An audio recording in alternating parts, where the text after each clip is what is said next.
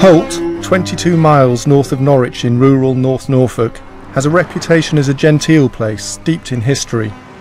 It's a magnet for well-heeled visitors who often own second homes here and in the beautiful coastal villages nearby.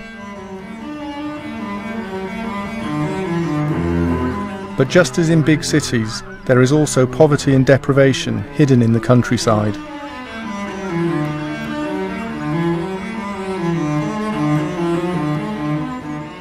One in 4 children in Holt are living below the poverty line, one of the highest figures in the region. On the old council estate, cut off from the town centre by a dual carriageway, local charity Holt Youth Project does what it can to help. This is where the magic happens.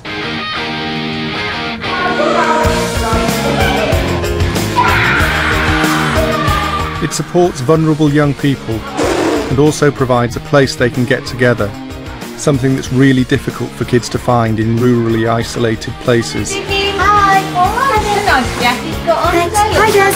Hi! Alright, no cheating. It's run by Julie Alford, who grew up on the estate and still lives here.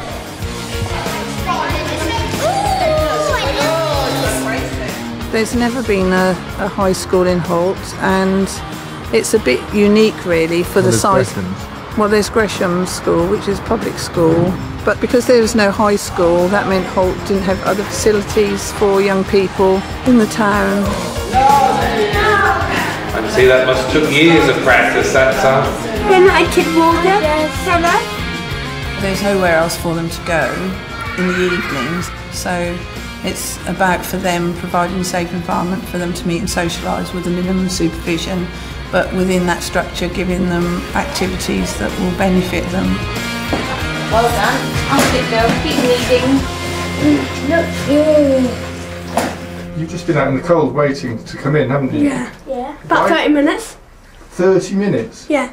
Why do you come so early when you know you're going to just be standing in the cold? Because at home we have nothing to do. Yeah. Nothing to do at home? No. We go get some Coke and bread every Thursday and then come here. Yeah. So it's so good here that you're prepared to stand in the cold for half an hour? Yeah. Yeah. Holy. A lot of children who come here are from families trying to get by on low incomes. Oh, Say Merry Christmas. Oh, thank you very much. I'll hold him.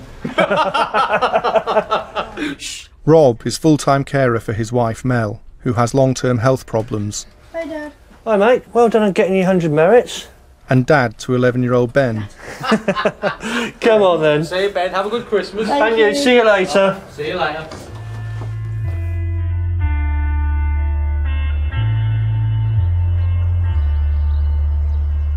So when did you stop working? I stopped working about 3 years ago, and that was to help Mel, because she became more ill. With buildings more spaced out and often less heat efficient than in urban areas, and with mains gas frequently unavailable, heating rural homes costs much more than the national average. So how's the house heated, Rob? Wood fire, open fires, coal. Central heating? Nope. The fire heats the radiators, which is our only source of, heating. We haven't got any gas or oil. Have you got double glazing? On a couple of the rooms, and that's it. A government report last year estimated that over 7 million people are living in fuel poverty in England, and that it's going to get worse in the coming years. But unlike state fuel provision for pensioners, there is no extra help for rural households on low incomes. And how are you building up for Christmas? Well, basically we've got a few bits and pieces for Ben, and we ordered off the catalogue, so we'll pay it off bit by bit over the course of next year and then start again. How long does it take you to pay off? Well, it usually takes us just over the year to pay off, but it needs must nowadays. You can't just go and pick money off trees, isn't there, so we do it that way. What about the payday loan type schemes? With their interest rates, I wouldn't touch them with a barge pole. They're just legalised loan sharks. Is there any light at the end of the tunnel for you financially? If we win the lottery, yeah.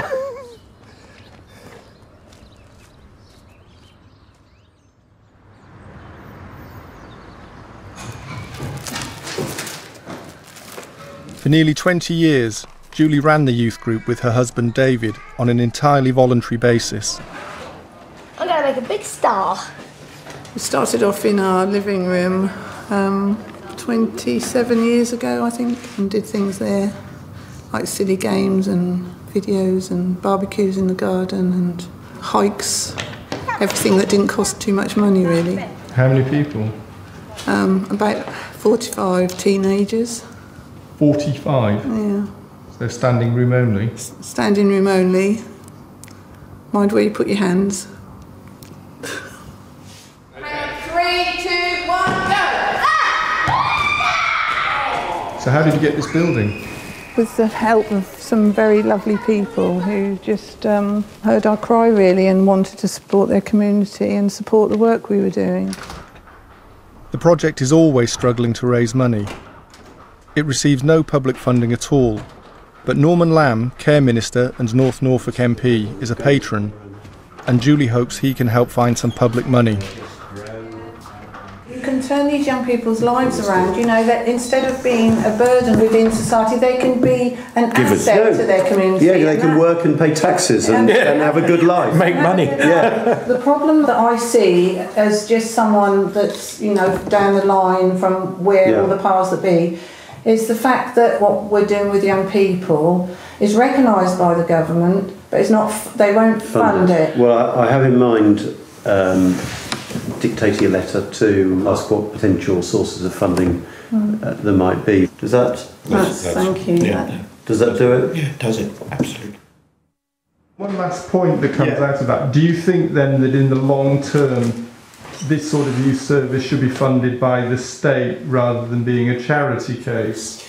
Well, I think it can be a mixture. I think the great power of this is actually its community base. You know, the fact that Julie comes from this community, that Dick and his colleagues on the board, these are people from the community. And I think if it just became a state thing, with state employees, it would change completely in character. I'm an enormously strong supporter of what they're doing, and I'll never cease to be amazed at what they can achieve. And what this woman achieves, you know, it's incredible. I don't know how you do it. What about you, Vicky? Well, what makes me really, really happy is when I get my next belt or a tag for karate. Some of the main work the project does is support young carers, children who look after parents with disabilities or severe illnesses. What makes you angry? Well, I get angry when people start calling me funny names. Yeah, that's not very nice. That's bullying, isn't it? Yes. Two of these are Vicky and Francesca, who help care for their disabled dad, John. Bye all. See you. Studies show that people with disabilities are being hit hardest financially by welfare reforms. And with the poorest people struggling most with rapidly rising food prices, a proposal for a new supermarket on the estate is dividing opinion in the town. Well, we're for it because we've only got one, and that's Budgeons, and to be honest, for the people that have the pennies, it's not too bad. But we find it exceedingly expensive to shop in there, so we don't. It's cheaper for me to go into Norwich once a fortnight and do a big shop in Norwich at Tesco's or Asda's or something, because you get a lot more for your money. Come on then, girl, let's go home. Yeah. I'm in need of a cup of tea. I think Mum's already made you one already for you. Probably.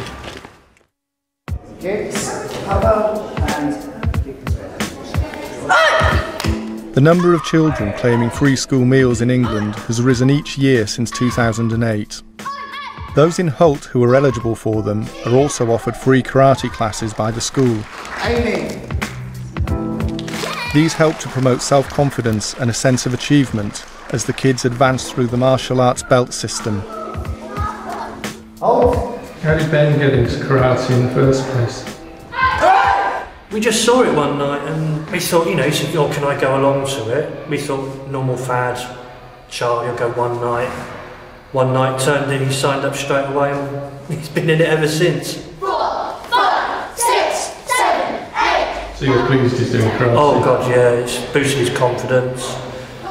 It's not made him a target for bullies, I would say, because he is confident. 1, 2, 3, 4, 5, 6. Today they're taking part in a sponsored event to raise money for a local cancer charity. 3, 4, 5, 6, 7, 8. It's for the big C.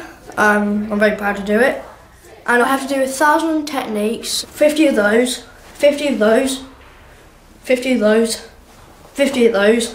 4, 5, 6, 7, 8. Do you know how much Ben's raised? £102. What would you do with £102? £102 would be 2 weeks shopping. That would be a load of coal for heating, a load of wood,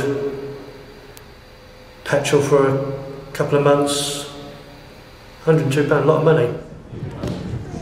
What would Ben do with £102? I dread to think what he'd do with £102. Give it to charity. Would you? Yeah. I think we've just done it. Oh, you go in? Yeah.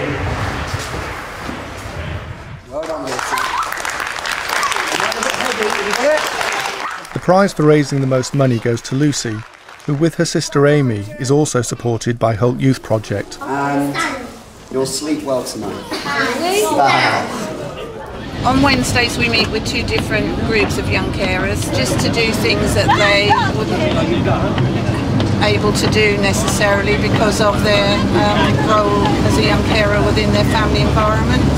So it's very much a me time for them.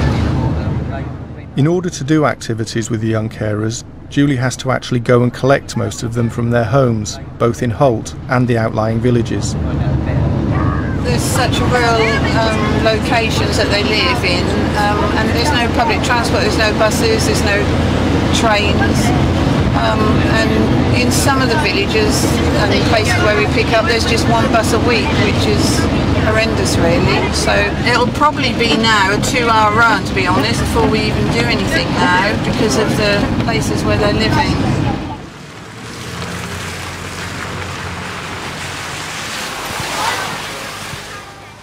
The kids have been given a discounted Christmas dinner by a local restaurant.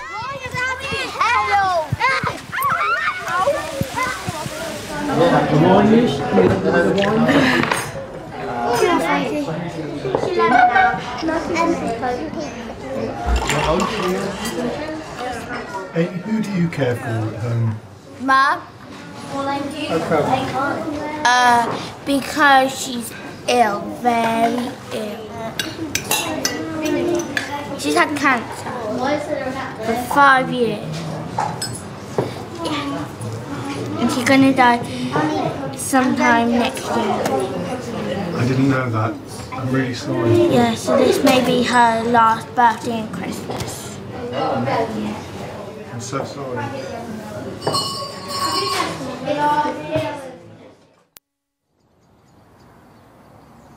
There's a nasty myth that single-parent families are somehow responsible for their own misfortunes. Yeah, haha. I'm going to my tree house. See? Tree house? Yes, we've got a tree house like this place. Amy and Lucy's used to be an average family. Dad Gareth works as a taxi driver and breeds rabbits as a hobby. Tree house! Nikki's a working mum. Stop. Hi. Hi. Don't be silly. But recently, the cancer Nikki's been fighting for several years has been diagnosed as terminal. How have the girls been affected up until now with Nikki's illness? It's been a bit of a roller coaster. For 1 minute they're up and quite angry, the next minute they're down and being sad and crying. And because of their age, I don't know if they fully accept what is going to happen. That Nicola's not going to be around anymore. You all seem very stoical or very calm. When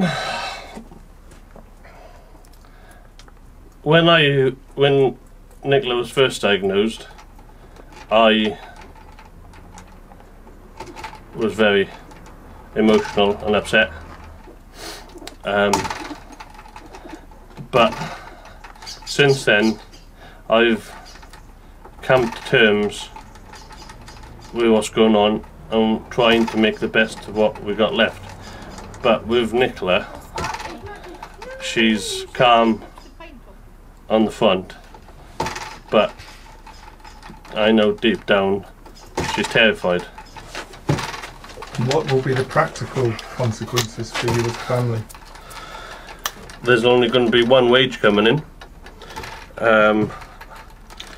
Obviously there's the responsibility of raising the children just by myself. So as regards to my job, I don't know what's going to happen. We have very little savings. We don't have no life insurance cover of any sort. So it's going to be a real struggle finding the rent, council tax, electric bill, gas bills, water bills, plus food, without anything else on top. Whether it comes a point where I have to move and find a cheaper accommodation, whether I give up work, because a lot of people are better off on benefits than what single parents are, who's working and don't earn a lot of money. And you know, you've got to think of what's best for the children, how best to get the most money to support them.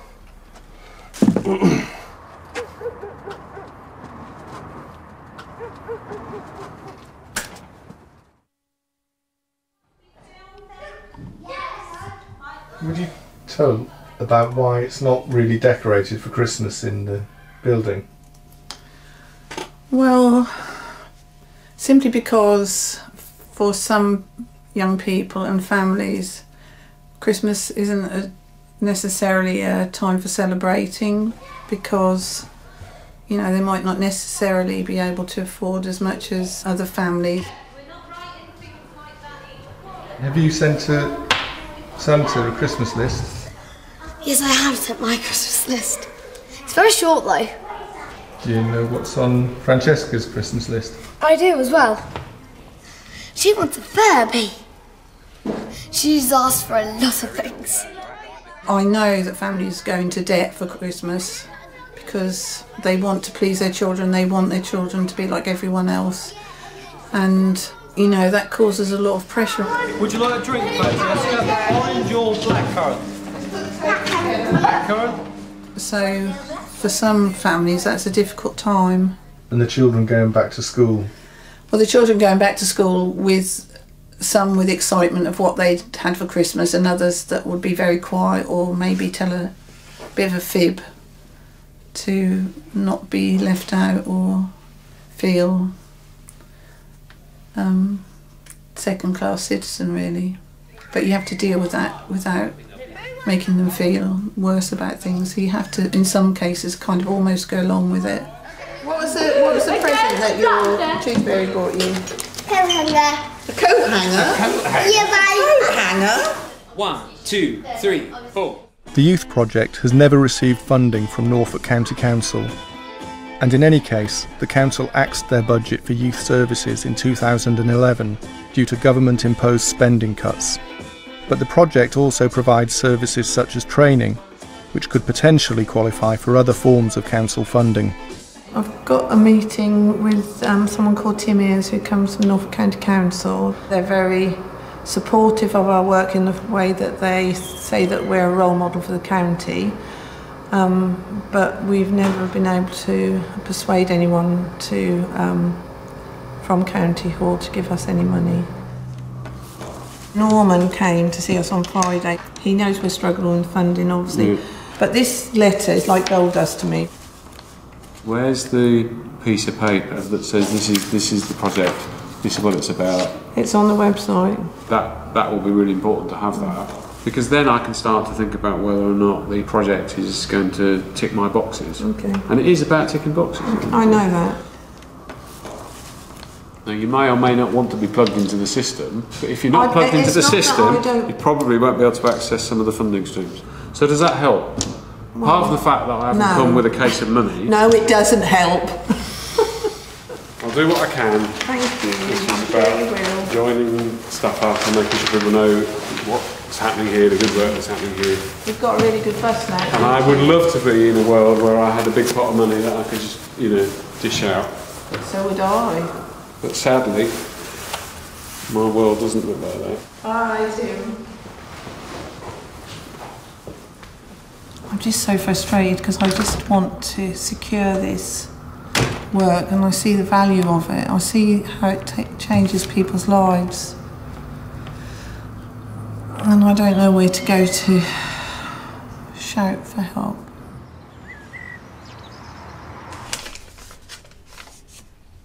What did you do before you became ill? What I still do, I'm a bookkeeper. But you're still working?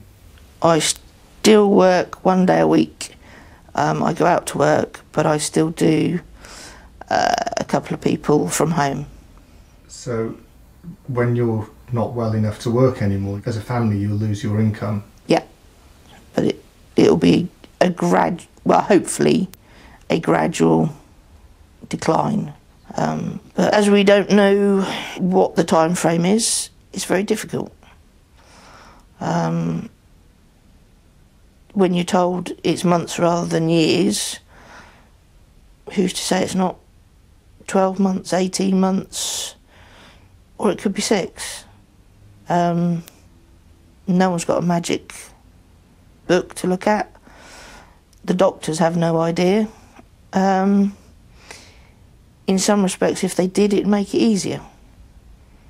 But we're hoping it's longer rather than shorter. I know I hate to say so, with your prognosis, obviously there's going to be a double hit for your family of just emotional tragedy and presumably a financial impact as well. Yep. Those things that sort of plague on your mind. In all honesty, I try not to think about it too much, but obviously it is always there in the back of your mind.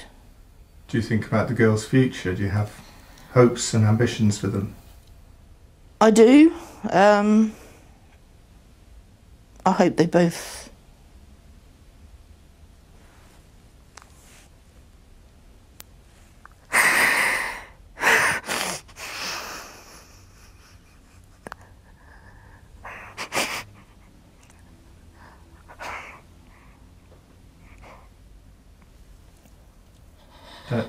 Don't answer if you don't feel up to it. I hope they both achieve everything they want to. I just hope they do the best they can.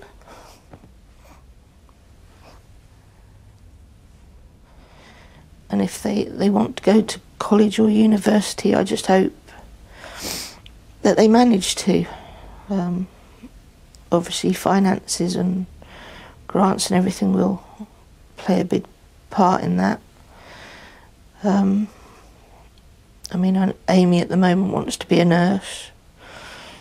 Lucy just wants to own a Pagani Zonda. What's that, a scooter? A very fast car.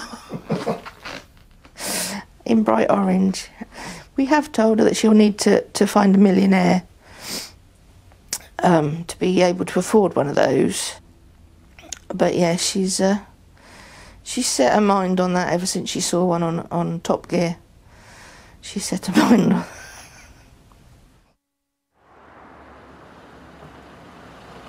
It's Saturday night, but fundraising for the Youth Project never ends. Oh wow! Hello, Ellis. Have you got a new dress on? Did your mum buy it or your nan? Mum. Oh. We're going to a very posh dinner dance to support the Holt Youth Project's North Norfolk Young Carers group. It's all been organised by North Norfolk Rotary. It's really lovely of them to do it, and without them we wouldn't be able to deliver this service. A part of me feels that it's sometimes really embarrassing having to kind of almost beg, steal and borrow from your own community when money's tight anyway. It's not really fair, I don't think, but without them I don't know what we do. Oh my God, I love it. I'll try and get the girls back before I left. Come on then, lovely girls. But they can have a little dance and enjoy themselves. Forget their worries.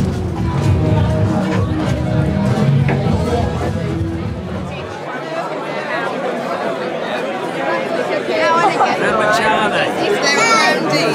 I'll have £10 worth, please. That's right, good girl. Thank you very much. Thanks, girls. 5 left, can I persuade you? No, don't be shy.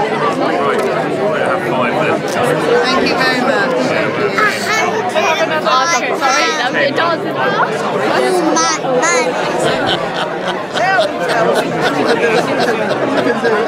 This kind lady here has took it upon herself to give us a cheque for the young carers. Should we give her a big hug? Thank you. Thank you so much. That's really kind of you. Thank you. This is Lucy and Amy, and their mummies are really, really poorly at the moment.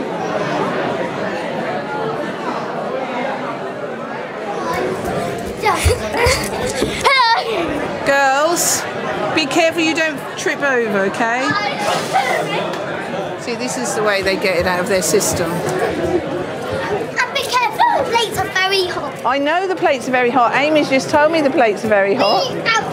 It's really nice to see them happy and letting their hair down. They're what makes it all worthwhile, seeing them so happy. Are you enjoying it? Yeah! It's genuinely lovely, but should children's welfare be dependent on some kind people having a posh dinner? There's only so much that a community should have to help, and it should be the topping up rather than the bread and butter money.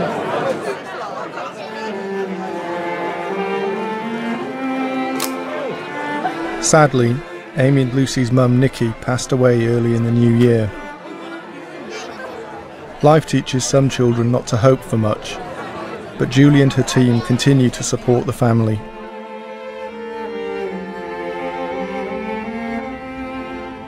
Poverty, of course, can be a controversial subject. If you want to find out more about how it's portrayed and presented, then visit bbc.co.uk/livingwithpoverty and follow the links to the Open University.